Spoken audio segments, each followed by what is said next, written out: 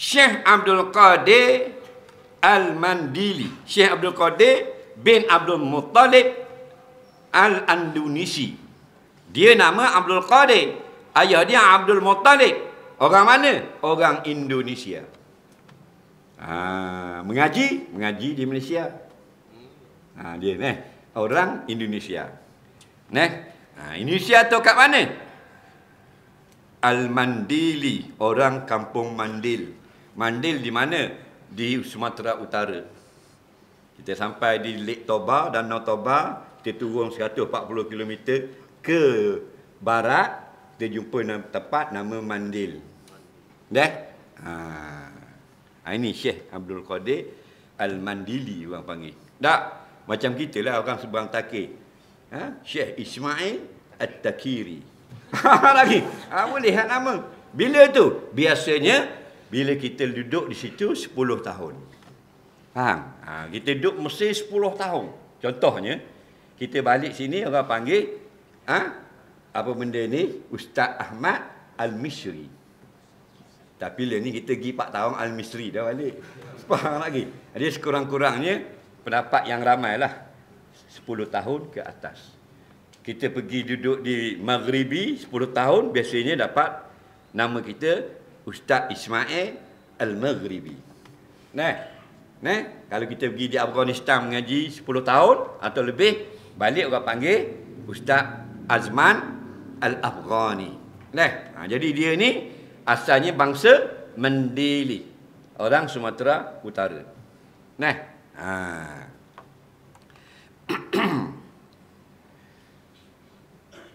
Khuwaidi Mutalabil Ilmi Syarif, dia menjadi khodam.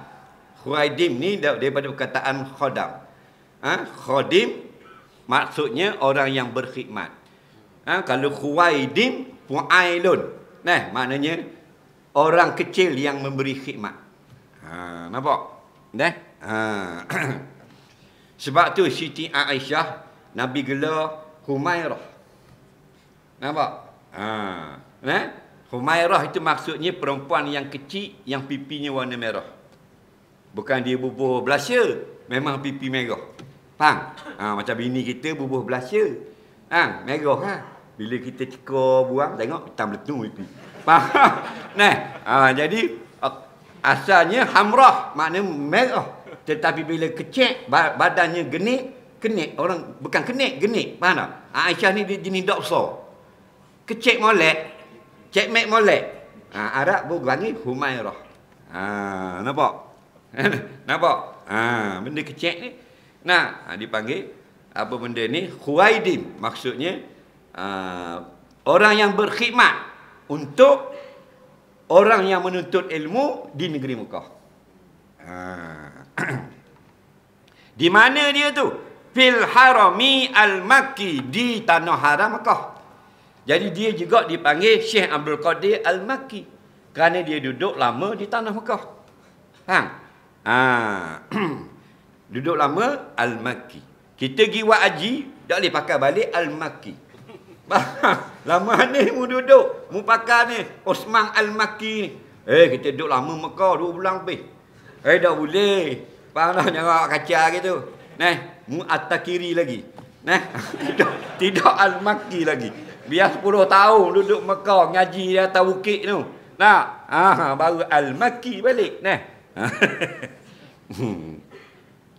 Tapi benda ni tak masuk dalam bab akidah. Cuma nakal lah nak. Duduk setahun, Al-Makki lalu. Tu yang dimaki orang. Jadi kenapa dipanggil dia tu Khuwaidim? Orang yang memberi khidmat pada penuntut ilmu di tanah Mekah. Dia ni dilahirkan di Mandil di Sumatera Utara pada tahun 1910.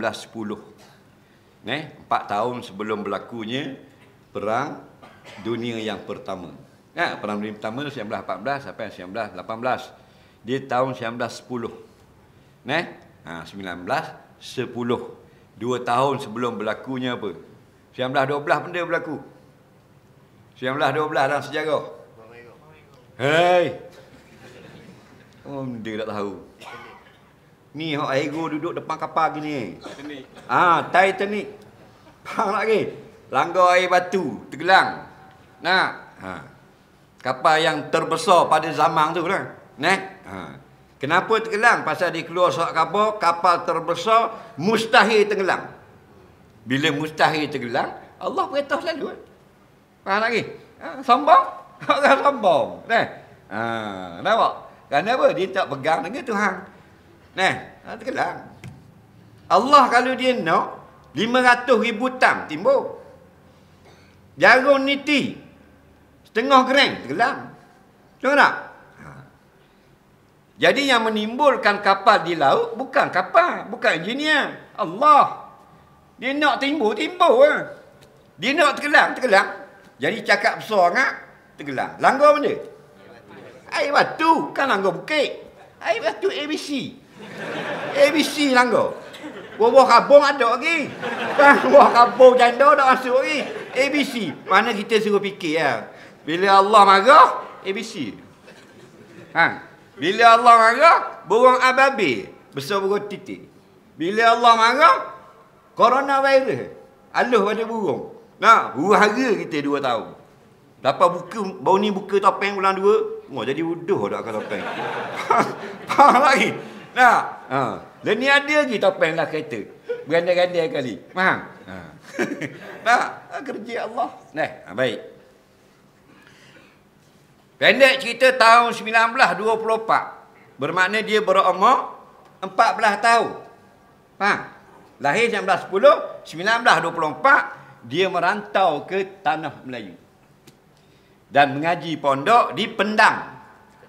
Kedah. 1924, 1926 di Pondok Siti Gajah pula. Faham? Beberapa tahun. Kemudian barulah pergi melanjutkan pelajaran di Kota Mekah.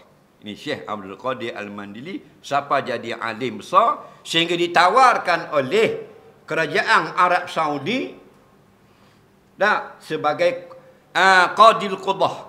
Mana qadi terbesar Saudi. Dan dia menolak dengan baiklah. Dan ditawarkan oleh apa benda ni Afrika Selatan menjadi mufti Afrika Selatan. Pun ditolak. Ditawarkan oleh kerajaan Indonesia balik ke Indonesia untuk menjadi mufti besar Indonesia. Dia tolak. Dia nak jadi khuwaidi mutalabatil ilmi syarif. Dia nak jadi orang yang memberi khidmat kepada orang yang menuntut ilmu di tanah Mekah. Maksudnya dia menjadi guru di satu halaqah dalam Masjidil Haram. Dibenarkan mengajar fiqh mazhab Syafi'i dan akidah Asy'ariyah dalam keadaan kita fahamlah masa itu Wahabi tengah naik. Mengajar hadis, mengajar tafsir sehingga menjadi halaqahnya paling ramai. Orang alim. Orang alim. Kita berebut kalau orang tahu jadi mufti Afrika Selatan. Faham lagi? Betul tak? Qadil Qudah. Qadi terbesar Saudi. Tak nak. Ni Syekh Abdul Qadir Al-Mandili. Orang yang sangat alim. Seorang jemaah haji, kita pernah jumpa dia, arwah dah. Dia pergi rumah nak jumpa Syekh Abdul Qadir Al-Mandili. Tapi pada hari itu, dia tak jumpa orang. Dia jumpa orang kalau tak silap hari Selasa. Hari Selasa saja dia jumpa. Hari lain dia duduk berkhalwat. Faham lagi? Jadi dia gitu hari bukan hari berjumpa orang. Jadi dia dibawa sajalah meninjau melihat rumahnya. Perpustakaan, kitab-kitab yang dia baca. Dia menggunakan beberapa orang khadam untuk ambil kitab dia. Kitab dia guna tangga tinggi macam tiang elektrik. Bukan lapis 5 tekak ni sampai ke atas rabung tu. Faham? Beribu-ribu kitab. Faham lagi? Kita beli 4,500 nak kunci surga. Kejut hanya 4,500. Tapi bukan orang luar takir lah. Orang drawbridge. Tu hebatnya dia.